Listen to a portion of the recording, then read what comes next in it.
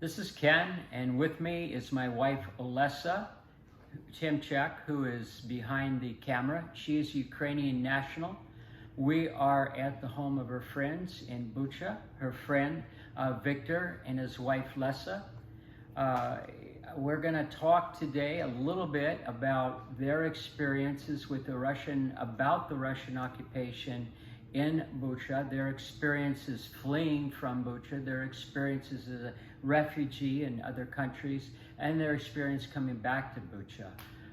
For those of you in the Maryland area, I want to give you a geography lesson here. If you consider Kiev, downtown Kiev, the same as Washington, D.C., Bucha would be about where Germantown is located, or maybe Gaithersburg is located. It's about 30 miles from Bucha to the dead center of Kiev. So Bucha became the occupying, control center, the main center of Russian command over the armed forces trying to take Kiev.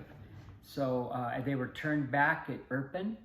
Altogether, it was about 5 weeks of occupation by the Russian forces. So now we're going to turn to what you really want to hear. You're going to want to hear our dear friends, Victor and his wife, Lesa. I'm going to ask a few questions of you, Victor, and of course, feel free to enter in. I might address it specifically to Lesa, but for right now, let's just make it simple. What was the date, and what was it like the first couple of days when the Russians started coming into Bucha? It was 24 of February. Early in the morning, we woke up. I'm sorry for my English. I can make little mistakes. I woke up because my neighbor called me and say, "Victor, wake up! The war start."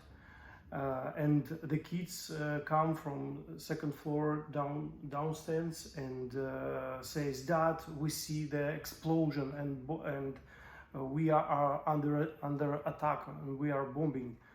And our daughter's she's 9 years old. She's very scared and crying and hug us and try to find the like a parents help. And immediately we start to find the sound of explosions, and we go to the second floor and see the field. We see the military base and Gostomel airport, Antonov, from our house, and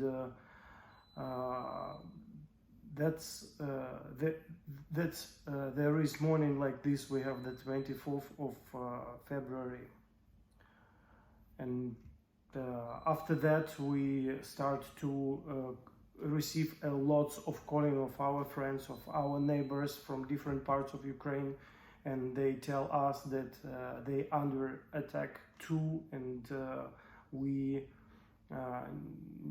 start to find a safety place in our region, because nobody have in the modern house you didn't build a basement for what is English for bomb shelter. Shelter. Yes, we didn't build a shelter, and we try to find any basement in our region, and only one basement for 30 or 50 apartment in our region we have. And it was our brother in our church, and he invited everybody with families, and about 30 to 40 people, a lot of kids, different ages. We was in a small room, like a 12 meters square meters, and we spent the first several hours in this place.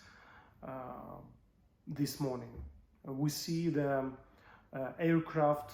After that it was helicopters with the troops, Russian troops, and I'm sure that it was Russian troops, because there is sign of Russia on the helicopters. It was Russians